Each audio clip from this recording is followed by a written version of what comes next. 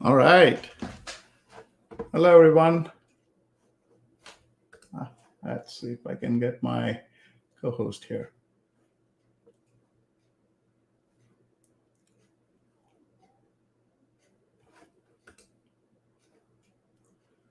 All right, let's just give it a couple minutes for Cody to be back on. There he is. All right. Hey, Cody, thanks for joining, and thanks for joining everybody here. This is our episode 11 of the DocumentDB Insider Hour Twitch show, and I'm super excited to be co-hosting the show with Cody Allen. Cody, do you want to say hello to the folks over here? Yeah, glad to be back. Excited to go through this. We've been talking about the well-architected lens a lot here recently, so it's going to be really nice to kind of round it out and go through everything. So, great information. Excited about being here and talking about it. All right, cool. I see like we have a lot of folks on the live stream here. So thanks for making time, and we will make sure that it is worth your time. So this is our, in the multi-part series that we started back in May, just focusing on the well-architected lens. This is our fifth and final part. And today we'll be talking about operational excellence pillar. So for those of you that are not aware, AWS well-architected framework helps you to measure your workload against a pretty standard framework using a set of questions and design principles to assess your workload. And in this series, we've been talking about how to use that framework to assess your DocumentDB workload. So if you have missed the previous episodes, do not worry. We have the video recordings, and we'll be sharing that in LinkedIn and other forums real soon. For today, let's dive into the operational excellence pillar. I see a question here. Could you please provide a link for the previous four? Yeah, absolutely, we will. Cody, if you want to find that and share, that's great. If not, at the end of the show, we will make sure that this is available to you. So for today, Cody and I are going to be talking about operational excellence pillar. Right, so let's jump right into it. Right, so this is, like I said, the last pillar in the well-architected framework. From at least from a DocumentDB standpoint, if you look at the overall AWS well-architected framework, this starts as the first pillar. But for DocumentDB, we just organize it to be the last one, as just in terms of content. But again, probably I could also say that we saved the best one for the last, right? Because one thing is about developing with the service, the other is how you can operationalize it, right? So this particular pillar focuses on how to operationalize and deliver business value while you're continuously improving processes and procedures, right? So we will start the standard format that we've been following for all these pillars is start with what are those design considerations, and then discuss about the best practices, and end with questions that you can ask yourself about your workload, and see how these design considerations and principles come together to help you answer those questions and also make optimizations to your workload. So with that, let's look at the design considerations for the operational excellence pillar. And Karthik, just real quick, one thing I'll add to that too is some of you are going to be more familiar with the well-architected review from a whole architecture point of view, right? And looking at that high-level view of your entire workload. And obviously we're focusing just on DocumentDB, but the operational pillar has always been my favorite because it's really like introspective. It really makes you think about the broader impact of the architecture and the environment, right? It's not always about these specific values. It's not always binary. It's not always, this thing means that, and if I see this, it means that thing, right? It really makes you think about your overall architecture and does it make sense? Start thinking ahead, 3 steps ahead.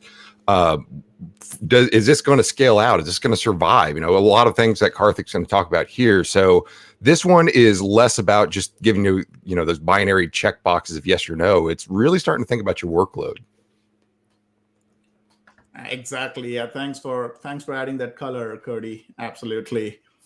Right. So, the first step, right? The first thing that, for the DevOps out there that you should be thinking about when it comes to operationalizing is, using CloudFormation template so that you have consistent environment configuration. And CloudFormation template is one example. Well, DocumentDB also has SDK support. We have support for, CLIs and stuff. But between, these and the CloudFormation and SDKs, this is what most of our customers use, to operationalize their environment, especially to have a consistent configuration across various in your test dev, or also across your cross-region environments, right? Like you may run, DocumentDB cluster in Northern Virginia, and then you want to run it some European regions like Frankfurt or whatnot, right? So you can use the same templates, and DocumentDB provides out-of-the-box CloudFormation template that you can then customize to your needs.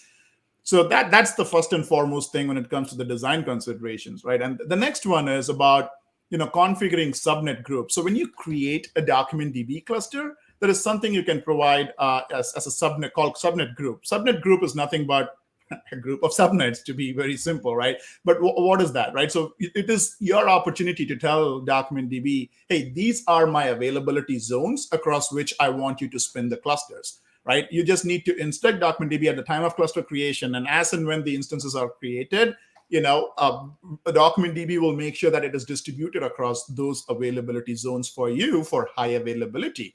So, you should make sure that you're always configuring a subnet group with, at least 3 AZs. The 3 AZs is the max you can go. Even though you may be running 1 or 2 instances, still configure the subnet group for 3, so that eventually when you add more instances, DocumentDB will distribute it across 3 availability zones, and that gets you the 99.99% high availability that we discussed during the reliability pillar.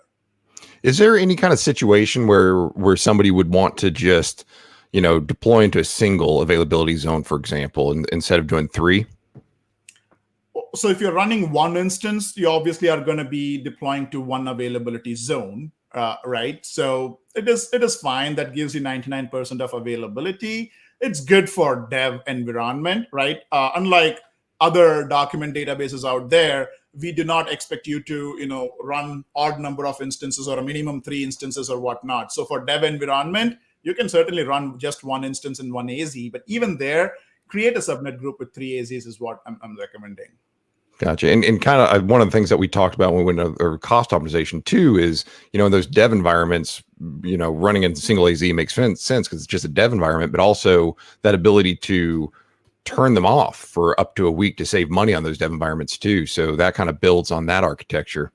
Yep, that is true. And again, there's a lot of reasons, right? A lot of features because of one reason, which is our architecture, right? Because just a moment ago, I mentioned you don't have to have odd number of instances or minimum 3, right? Other document database service require that to ensure durability. Whereas a DocumentDB with our storage and compute segregated, there is absolutely no reason for you to run 3 instances so that you have high durability. Even with 1, and even if it is the T3 medium, which is the smallest instance costing you 80 cents per hour, 8 cents per hour, you would still be getting the high durability because we replicate data 6 ways across 3 AZs.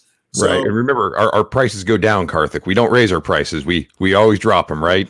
Yep. Yeah. So moving on the design considerations here, right? So we talked about global clusters, and in one of the show we brought our PM to talk about what this feature is, how it can help you build applications that are globally distributed, help you implement disaster recovery and stuff like that. And when it comes to disaster recovery, again, we're talking about operational excellence here, right? So disaster recovery and the failover process in global clusters today is a bit of manual process. It is simple. You can easily do it through console or CLI, but it is still something that you have to initiate. So what we recommend is, since it's a step of it's a predefined step of processes, you can automate that through scripts. And we have a script actually in our GitHub that we just open sourced that you can use to automate, the global cluster failover process. We'll share that script with you as well. So this will, simplify the process of how you can, automate the process or failover process through CLIs, and also, to easily and efficiently switch between database endpoints. It's always recommended to externalize your endpoint. And this is not just a DocumentDB specific recommendation. This is pretty common across databases. As long as you don't have your connection string and database endpoint kind of muddled into your applications where you have to always do an app change and an app server restart, it helps when you externalize the endpoint so that you can easily switch especially during those DR scenarios. I cannot tell you how many organizations I've been a part of where we've had to have that 101 developer talk about where to properly store your credentials. And as an environmental variable or as a plain text config file is not always the best choice. So it is not. Yeah, I mean, like there are multiple ways to do it, right? Like Route 53 is one elegant way of doing it, where you can define CNAME for for your application, and as the record value, just put in your cluster endpoint and change that. And that propagation takes like 60 seconds or less. So yeah, that's very common, Cody. I've seen that too. Yeah. We'll hide the names to protect the innocent. We won't call out who we've seen it with. It's just we've seen it. Yeah, it's not the folks on this show. No, obviously. Yeah, and the other one is like we are going to have a blog published real soon on this next couple of topics about the config rules, right? So this is like if you want to really take your operational excellence to the next level, right? Like where you want to auto-validate DocumentDB best practices. You can configure or use AWS Config, which is one another service, and I'll show you a reference architecture right in the next slide for that. You can use this service to define custom and managed rules, and then like trigger CloudWatch events, whenever these AWS config events go off, right? Like somebody is not configuring the cluster as per your enterprise standard. Let's say your enterprise standard is always to encrypt your cluster. What if a developer is creating a cluster and disabling encryption?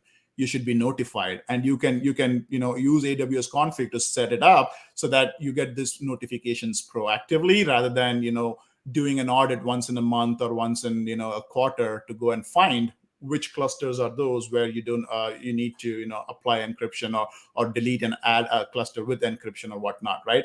So again, encryption was one example, but there can be multiple such pointers. Maybe your security compliance team may have something like that, right? So you can configure all those rules in AWS config and set up DocumentDB so that if anybody violates any of these rules, you get notified.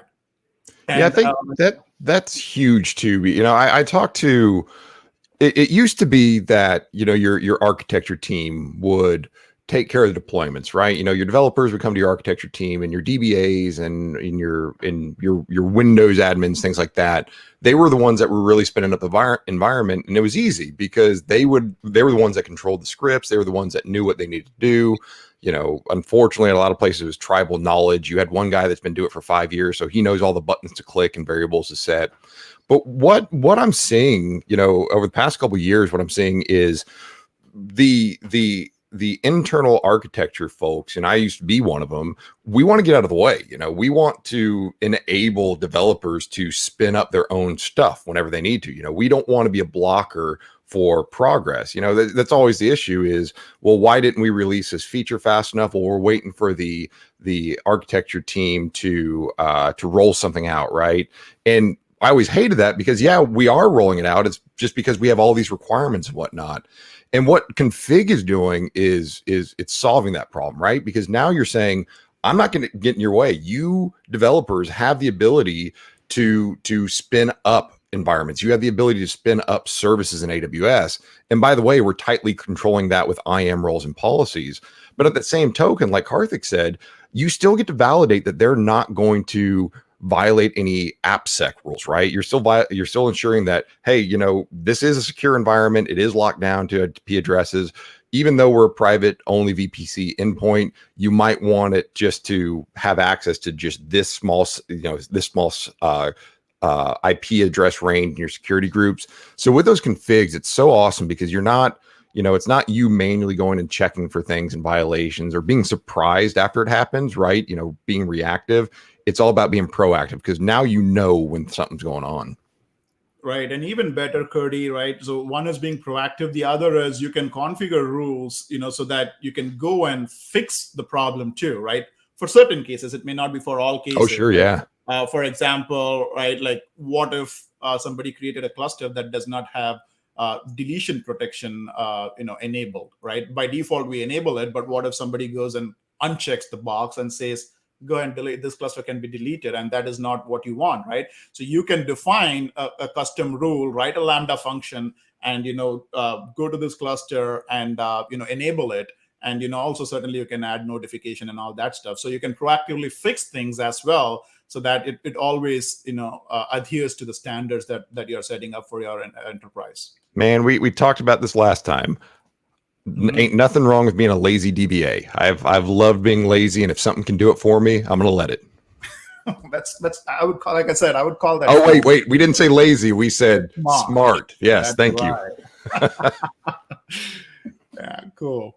Yeah, and then moving down this list of design consideration, right? So always, when you're writing an application, it's a good practice to have verbose logging, and log the database connectivity response times and errors. Again, you can certainly configure and have these logs written down only when you want it by enabling verbose logging, but at least having your application have that feature built in, right, where you're logging these things as at whatever level, right, debug level, info level, warning level, depending on what the situation is.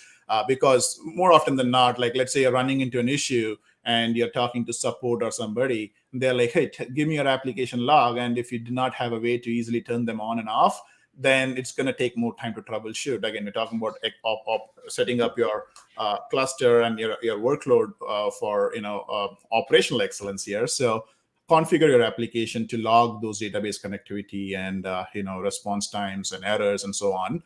And then when you're using CloudWatch, again, the good thing about DocumentDB being a native AWS service is it integrates with various other AWS services, CloudWatch being one of them. And you can monitor multiple DocumentDB clusters within one CloudWatch dashboard. And then, you can also have alarms and stuff. So you can, it's pretty straightforward to have the alarm to be on stats that we automatically expose. But also you can build custom metrics. If you're doing appropriate application logging, you can, pick those specific metrics from the logs, create custom metrics, and you can monitor that as well along with other stats. So monitoring is huge when it comes to operationalizing. Cody is going to be talking quite a bit about monitoring today as well. So this is very important. And just don't think about your stats, which is certainly it's very important. It goes without saying you should be monitoring them. Also see what are the things that from your application that you can log and use them as custom metrics in these dashboards that can help you. Right, like response time is one such metric as an example, but depending on your workload, you may have other things that you might want to monitor.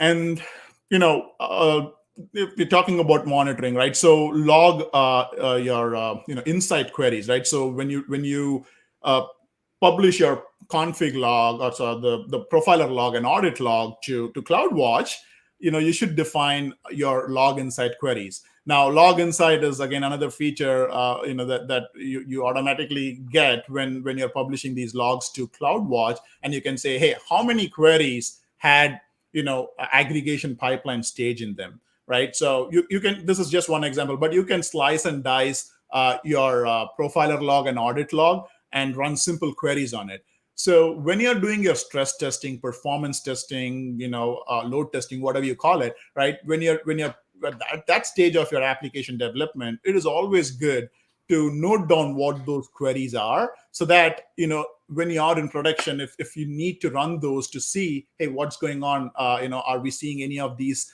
stages, like let's say aggregation stages to increase in count?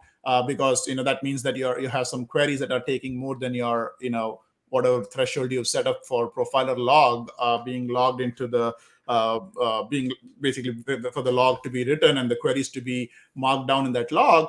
So you should ensure that those queries are run often, and especially when you're running into issues, just make sure that you have those queries handy rather than writing it on the fly. You can certainly write it on the fly, but if you have it handy, it's going to be just a copy paste, and you'll be able to move quickly troubleshooting issues should they happen.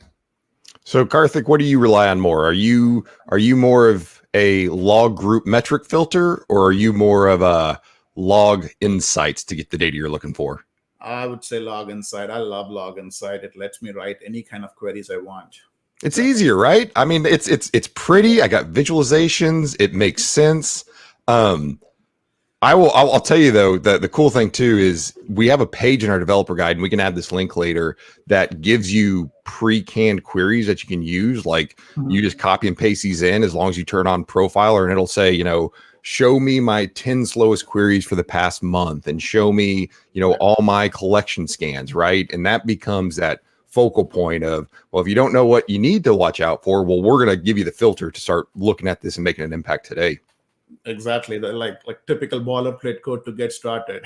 Right, exactly. So yeah, no, that's it's so powerful, right? And then if you want to add fun to your work environment, you can say, okay, which are the developers that came up with the top 10 queries, and then you can decide what you want to do. There you go. Shame people, point them out. I like it. Well, I was talking more from a motivation standpoint. Oh yeah, no, that's really good. You want to motivate them, not the stick. I like that. Yeah. Yeah. So no, but I mean, like, jokes aside, login side queries are super powerful, and having them, at least the key queries beforehand. Anyhow, you're going to be writing those queries to test during your load testing, so add them to your playbook, which is one another topic that we'll be discussing in this section. And the last principle is to tag your instances. This is like across AWS a best practice, and DocumentDB is no different. Tag your instances, your DocumentDB instances, for better organization and cost accounting and identification and so on. So that really helps you, especially when you're doing stuff like using the Cost Explorer. We talked about it a bit in our cost optimization pillar last month. So you use those and understand which clusters are costing you money, and where you're spending money. Is there an opportunity to go back and either tune them down, shut the cluster down, or stop the instances, whatever that is. So tagging is always a best practice. So follow that. So now let's talk about a couple of best practices we discussed, or design consideration we discussed in a little bit more detail, right? We already talked about how you can use AWS Config, right? You can define your compliance rules and standards using managed rules, which is again out of the box given to you by AWS Config, and you can also define custom rules. And you can define, proactive measures such as, trigger a notification or, remediate an issue when a cluster modification happens, right? So this reference architecture shows you, right? Let's say you already have created those managed and custom rules. Whenever a DocumentDB cluster, somebody is creating a cluster or making changes, the AWS config will check for the compliance rule that you've configured. Again, it is at both the times, not just cluster creation, but also cluster modification time. And whenever a non-compliance event is detected, Event Bridge can, either it can trigger a Lambda function to remediate an issue. Like I said, the deletion protection is one example. Let's say your enterprise standard is to always use TLS, and somebody is trying to use a cluster parameter group that has TLS disabled. You can trigger a Lambda function, ask it to go and fix it for you, right? So you can do those things. Or for issues that cannot be fixed, with one example is a cluster with encryption enabled or disabled, right? So the option to encrypt a cluster you get only during cluster creation time. So if you are creating a cluster with encryption at rest disabled, then you can trigger at least a notification to your let's say admin saying that, hey, somebody created a cluster with encryption at rest disabled. So they can then go and take action and let the person that created educate them, saying that, hey, you should always create a cluster with encryption enabled or whatnot. So you can either, at the very minimum, send those notification to SNS topic, email, or whatever you want the outcome to be, or for certain rules, you can go and fix them, right? So this is, again, a very simple reference architecture that shows you how to do both of them. Yeah, and there's a lot of power behind this too. It doesn't just stop in the bottom right corner there when we talk about SNS, right? I mean, obviously the integration of a Lambda into Event Bridge to auto remediate those. I've used that a lot. As a DevOps engineer at previous organizations, we've auto fixed issues, and like Karthik said, change it back to a safe environment, but also contact those that made the change so they're aware of why this is important. And that kind of goes back to what I was saying about giving your developers and giving your builders and individual contributors the freedom to spin up what they need, right? That's the advantage of moving to the cloud and moving to AWS services, especially a managed service like DocumentDB, is they can start building almost immediately, right? They can spin up a cluster and start doing this immediately, and you don't get in their way, but you still have that control. But even with that SNS topic, it's not just email. You're talking about, Karthik talked about email, and we SMS, text messages for that, or even if you have like a custom application endpoint or an HTTPS endpoint, so you want that notification to go to, I don't know, like a network operations center to show up on a screen. You have tons of options and flexibility with that. So this architecture here is solid. This is sound. This is great. This is exactly what you do. But you have so many ways to architect this to fit however you need it and what you want those notifications events to do. Absolutely. Yeah, this is like Cody said, this is to get started with. But yeah, how you can evolve this is really up to your imagination and what you want to accomplish for your workload. But at the bare minimum, right, so you can use this to have either custom or managed rules. Even if not custom, I would say at least start with managed rules, because it takes like literally less than 15 minutes to get that going.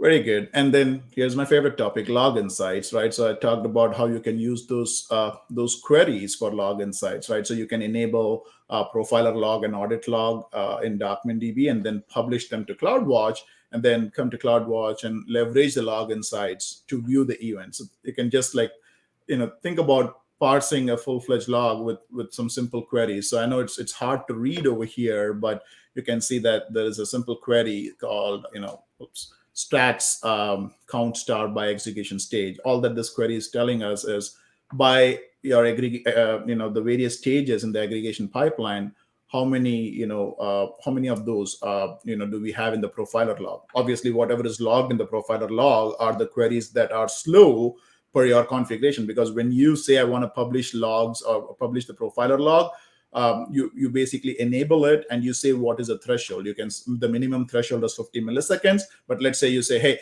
500 milliseconds, any queries that take more than 500 milliseconds, I need to be logged. Then only those queries are going to be logged, and this particular log insight query is going to find out of those queries how many were aggregate, sort aggregate, or whatever other aggregation pipeline stages you had. So this is a good way to visualize and see that, right? And then you can add it to your dashboard.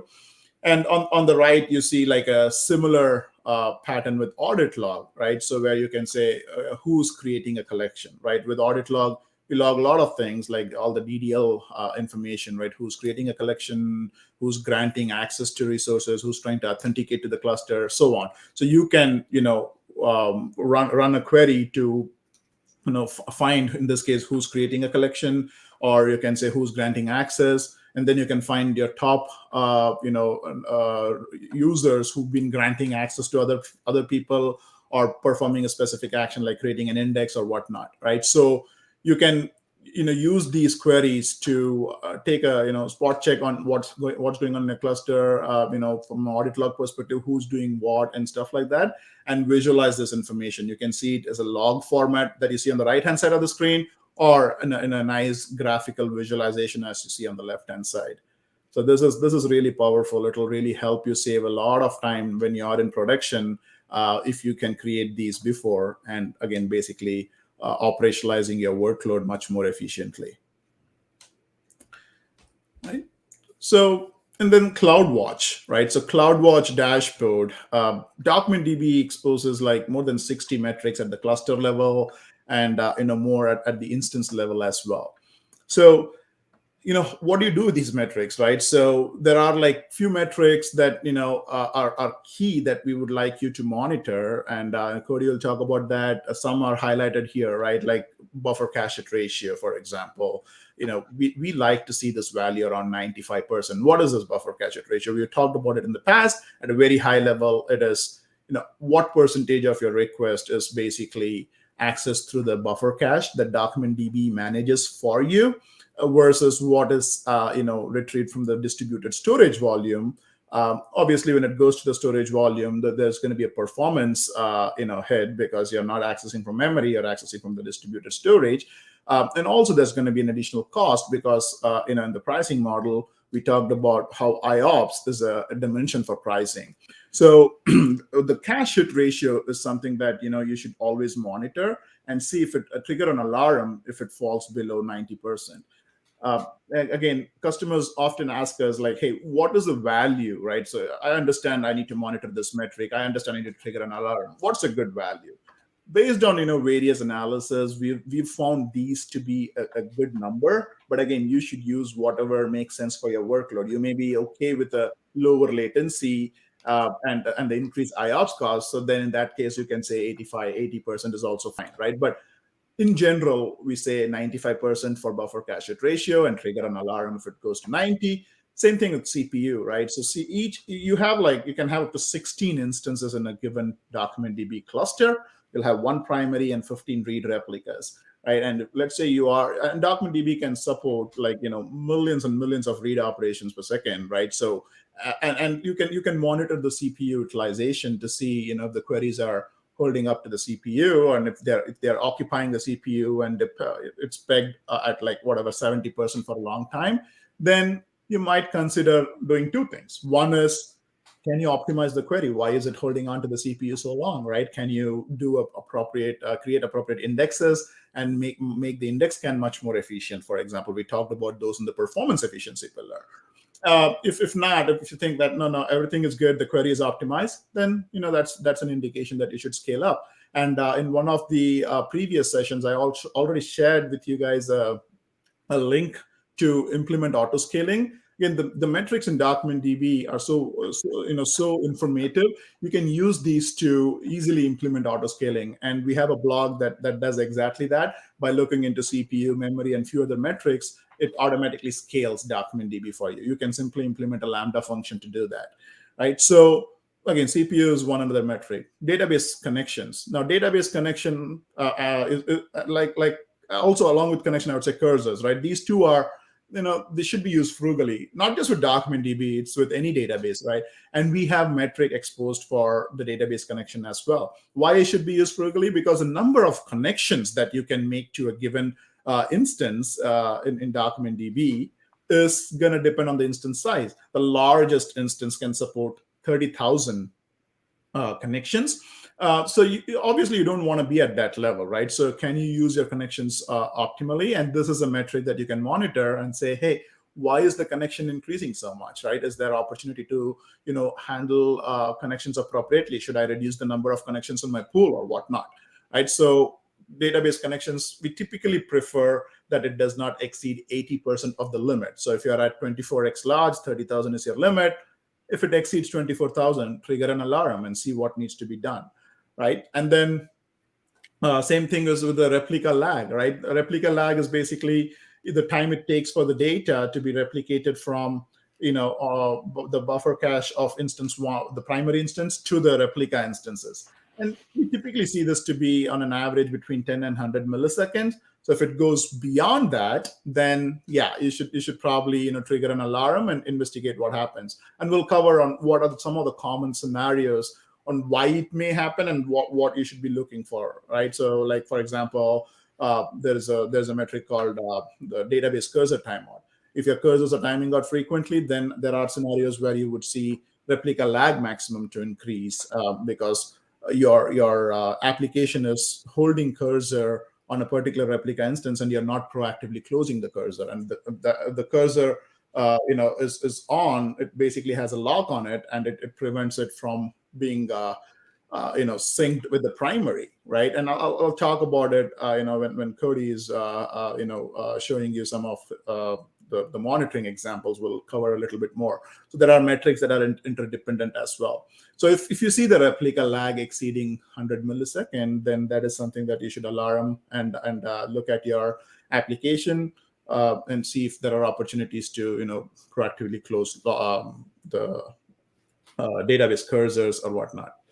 The thing too here is none of these alarms are happening alone. And I'm sure you've seen this, Karthik, but in my experience, you never see one of these happen by themselves. It's like the DB connections. You talk about, we want to monitor it, and if it gets over 80% of our total allowed. So if we get above 24,000 connections on a 24 XL R5 instance, let's set an alarm. But the thing about that is, 24,000 instances or connections is a lot.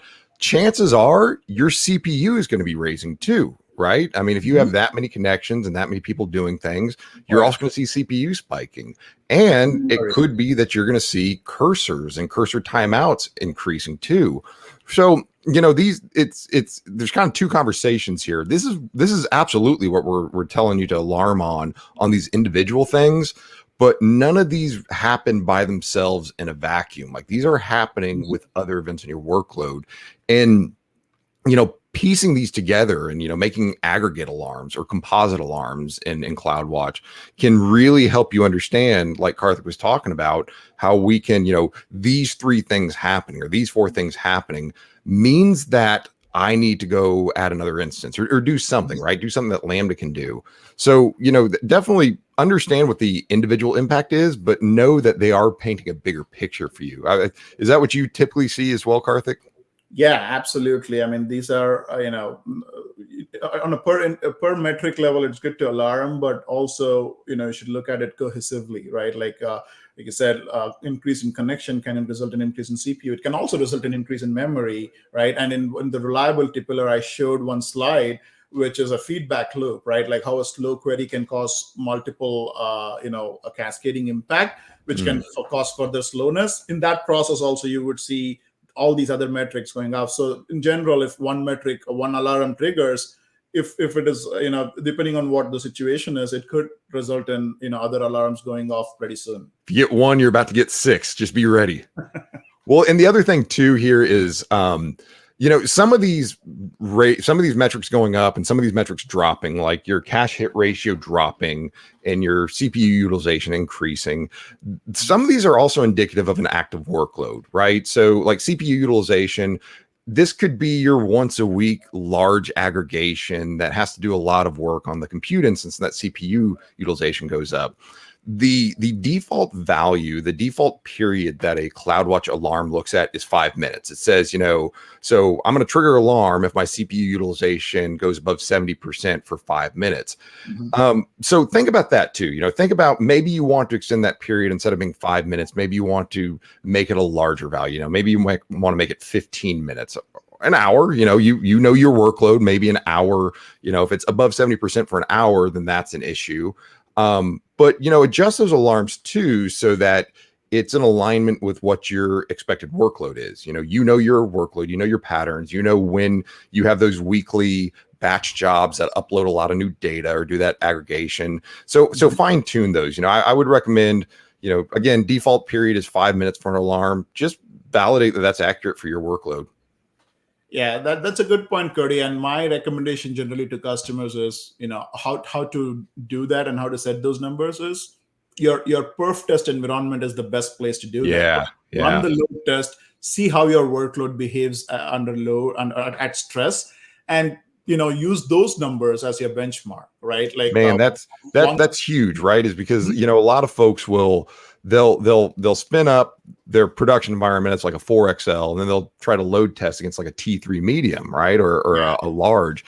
And it's not apples to apples at that point, right? Exactly. I mean, it's definitely the way they're going to operate is going to be way different.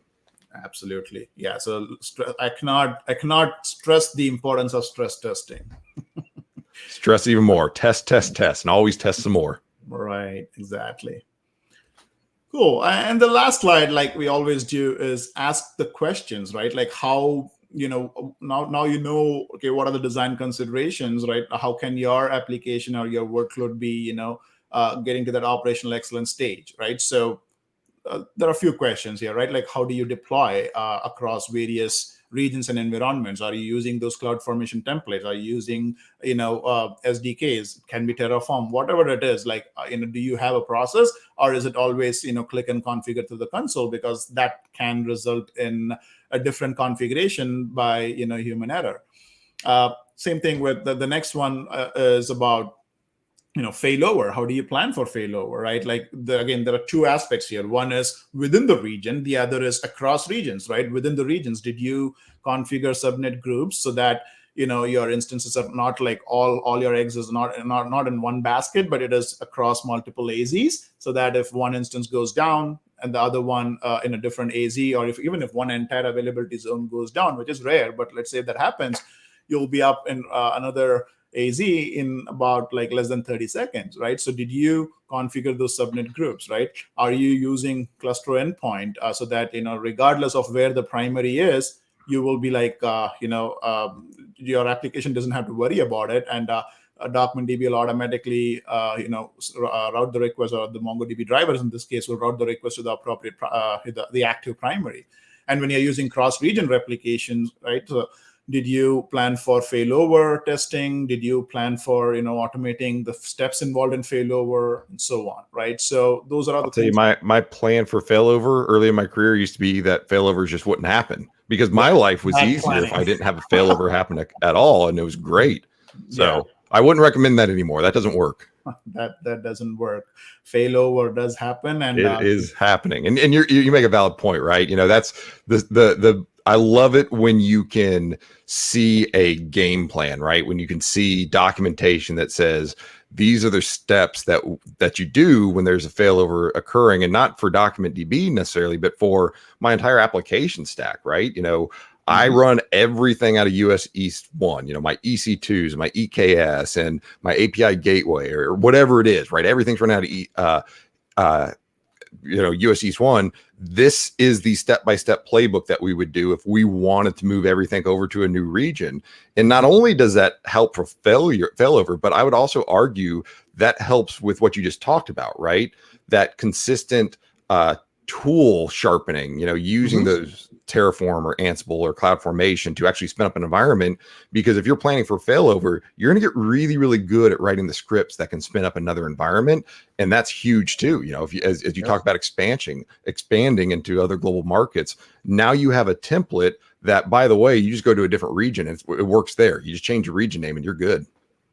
Absolutely. And like I said, right, documenting those steps, and that's the, I'll skip this bullet and come to it, but evaluating your operational readiness of your workload, it is so important, right? Again, as technical people, for us, right, writing these documents and procedures might seem to be an overhead, but there are so many times this comes handy, right? Like, don't sugarcoat it. It sucks. We all hate documentation. It's not fun.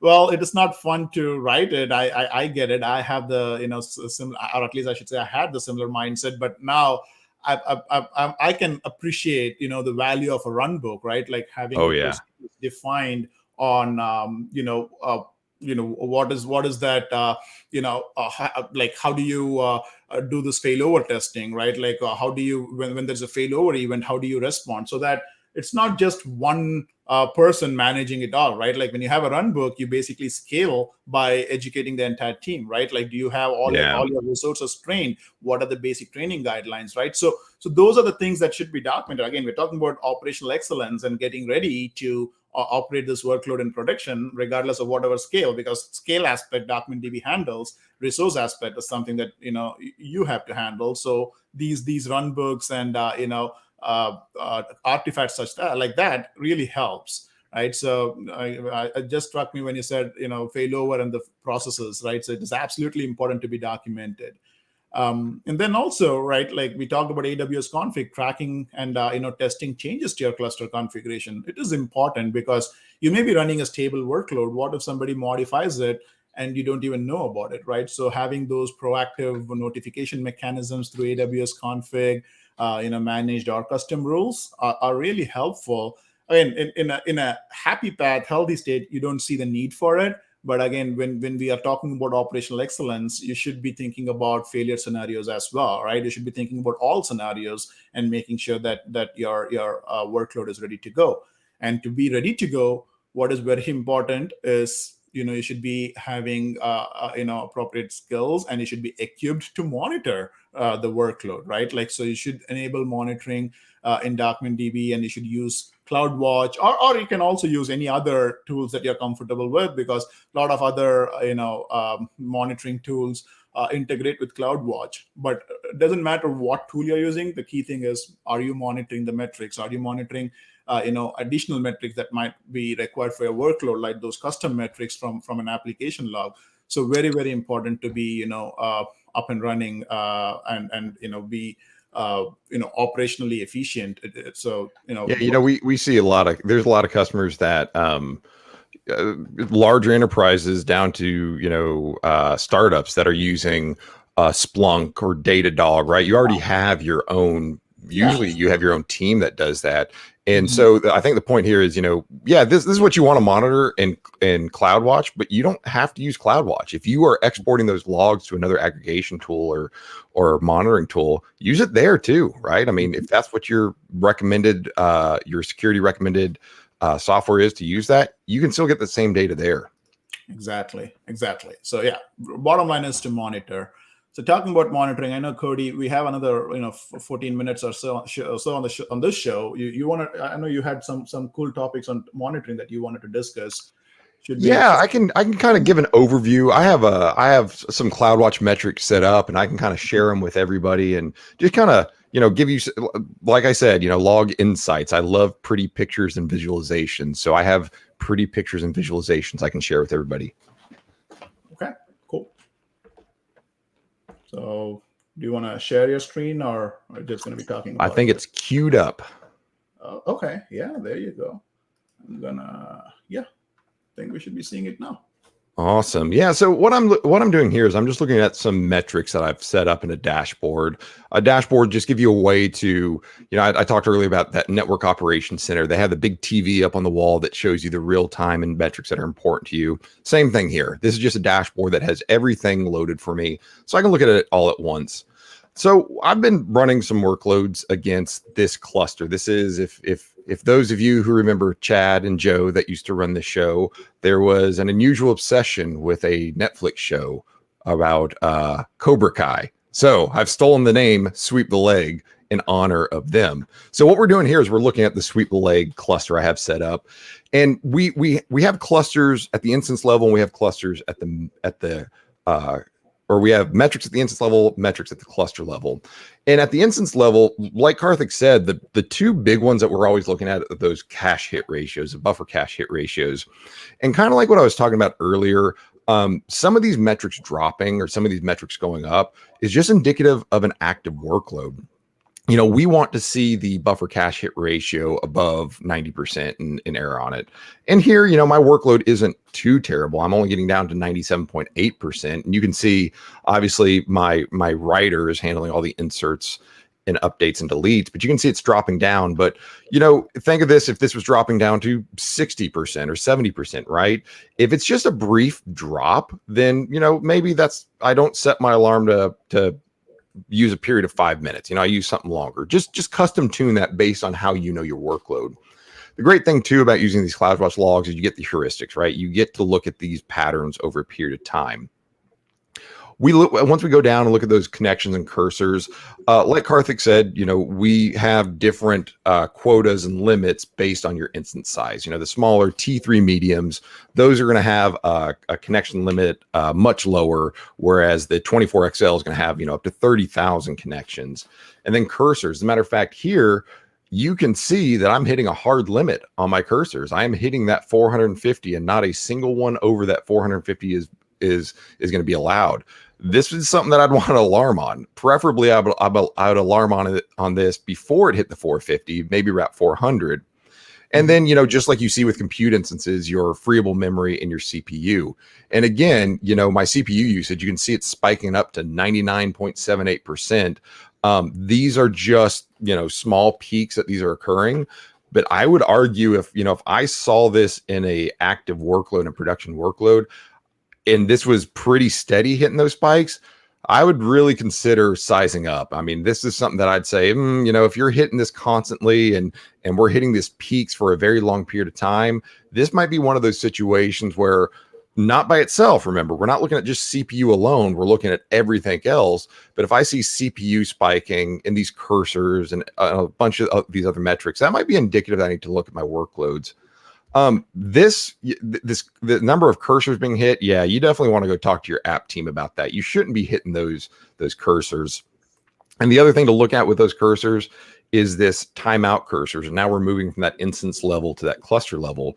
We're showing you how many cursors that the engine is reaping after a 10-minute period of time. So developer goes and they connect to the cluster and they do a db.collection.find and they just say, give me everything, right? and they get the first 100 results or whatever their driver sets up, and they have a cursor sitting there. And they never iterate through it, right? They never pull more results. Well, now my cursor is going to be long lived. And once it hits that 10-minute mark, the engine's going to protect resources, is going to kill it. So here we're seeing the number of cursors, and here we're seeing the number of cursors that have hit the 10-minute mark where they haven't been used, and we've killed them. So both of these are very important. Both of these should be as close to zero, if not zero. I mean, I can't really think of a situation, Karthik, where you would want these to be huge. No, yeah, especially the time dot cursors, if they are huge, then that's an opportunity to go and talk to your application developers and see why is it. It should not be even. My benchmark on that is nothing greater than zero. Yeah. I agree. There's not really a situation I can think of. But on top of that, from the cluster metric, we can look at our total IOPS, or write IOPS and read IOPS. Your write IOPS, you're going to see that increase with a lot of inserts, updates, deletes, right? A lot of things that are modifying the data, because, right, I mean, if you modify the data, you have to reach back to that distributed storage layer to do that modification. Whereas your read IOPS, you want to see this as low as possible, I would argue, especially for read heavy operations, because remember, of the 4 billing dimensions for DocumentDB that we talked about in the cost optimization session, one of those dimensions is when those front end compute instances have to go back to the distributed storage layer and do that IO, that operation. A read is an 8K operation. A write is a 4K operation. So these right here are not your reads from cache, right? Up here we have, well, when are we hitting cache? These are when that compute instance does not have the information you need, and it has to reach back to that distributed storage volume.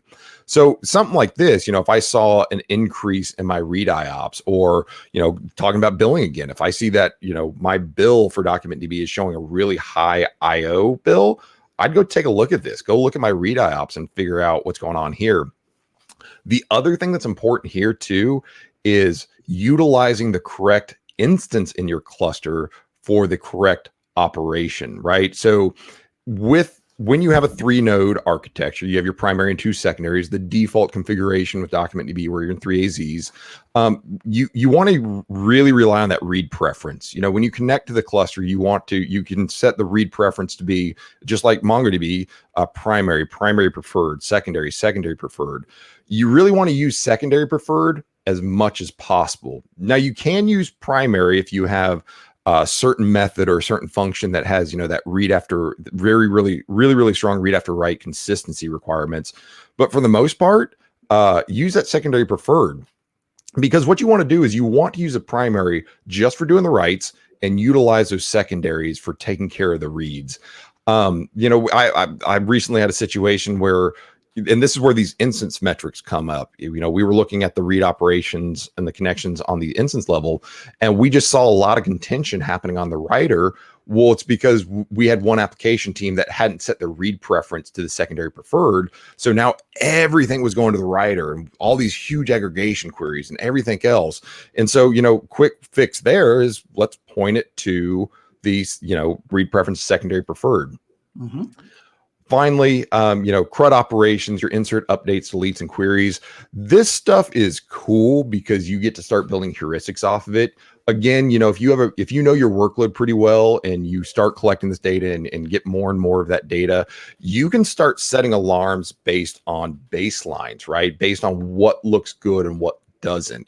And this is another thing that, as you know your workload more, you can help define these a little bit better. And the last thing, I know we have about 5 minutes left. Last thing I'll show here, we talked about log events and we talked about log insights, just to kind of give you a visualization of what that looks like, the difference here. So here I have my, this is my audit log for the Sweet Delay cluster. And this is my log event. So right now I'm just looking at the audit, but I'm saying, show me all those authentication failures. And this is the query pattern I'm looking for here. And we have this in our developer guide, but this can show you that I'm looking for, this user here tried to log in from this IP address at this timestamp and they weren't able to, right? So this is really useful to getting that, filtering down really quickly to see what those individual records are. What Log Insights is going to give you, and I'm going to switch tabs over here to Log Insights, is it gives you that visualization that helps. You still get the JSON result because all logs are just JSON anyway, but you also get this visualization. So here, I'm not just filtering against one log group. I'm actually filtering against 4 different profiler log groups for 4 different DocumentDB clusters I have. And I'm saying for all 4 of these, show me where I had queries that were running for longer than 60 milliseconds. And so now I can see a time pattern. This whole visual pattern of how my workload is actually reacting is starting to see. And, for example, if I'm looking at this over a week, and Monday morning I see this huge spike and it goes down, and then Monday morning again, this huge spike and it goes down. Well, it tells me I probably need to go look at my workloads hitting on Monday morning and go look at other metrics on Monday morning. But again, yeah. When you mentioned about that pattern, one thing that struck me is there are customers that when they see this pattern, they then decide how to scale DocumentDB, right? Like they say, okay, during this time, I will have let's say 12x large instances, and then when the peak is done, let me bring in like 4x large instances. And guess what? That scaling in DocumentDB, regardless of your data size, is going to take 8 to 10 minutes. So customers do make use of this architecture to save cost by looking at these metrics. So again, operational excellence, is not just to operate efficiently. It also helps you and gives you pointers on how you can save cost, improve performance, and so on. Man, 100%. Yeah. And the cool thing there too is like here, we can even see what the read preference is, but you can scale up just your secondaries, right? You can add another node. You can leave your entire cluster as a 4XL if that's size. And then, for that one spike that you have in a weekly basis or monthly basis, go add a 16XL because it's going to happen. Have your application point to just that 16XL, not the cluster. And now you spin it up, run that large aggregation workload against the bigger instance that has more memory, has more CPU. 2 cool things about that, right? Yep. Number one, you turn it on and turn it off when you're done. Well, we list our prices by the hour, but we actually charge by the second. So if you run it for 14 minutes and 53 seconds, you're billed 14 minutes and 53 seconds. Number 2, less IOPS operations, right? Because it's bigger, it's probably gonna have more room in its memory. But number 3, the coolest thing about that is you don't have to have the instances be the same size, right? I mean, you can have 3 4XLs and then a 16XL just to handle that. So a lot of flexibility there. But with that, Karthik, I'll turn it back over to you. All right, perfect. Now that's all I had. I mean, I wanted to make sure that we're talking about operational excellence. How important is it to monitor? And I know you had some, cool demo for monitoring. So I thought it'll be a great combination to show that. There's a question from Falcon to get the top 10 DB queries. So if you have that, Cody, let me know, or we can share that, post the show as well. I also wanted to, obviously thank everybody for making the time here, right? And I have pasted the videos that I was referring to at the beginning of the call. You might probably want to add a space there, but these are the past episodes for the well-architected review for DocumentDB. Also, DocumentDB global clusters is a relatively new feature that we launched, and we are going to be talking more about it in a webinar next week. And here is the link to that. So for folks that are interested to learn more about global clusters, join us on the webinar, and we'll be showing you some cool demos and answering questions live. With that, I really want to thank everybody for the time. We will see you again next month, the 3rd Thursday, to talk about a different topic on DocumentDB. Until then, you guys do take care of yourself and stay safe out there. Hey, thanks everybody. Good seeing y'all. Yep. Thanks, Cody. Take care, Yep, guys. see you, Bye-bye.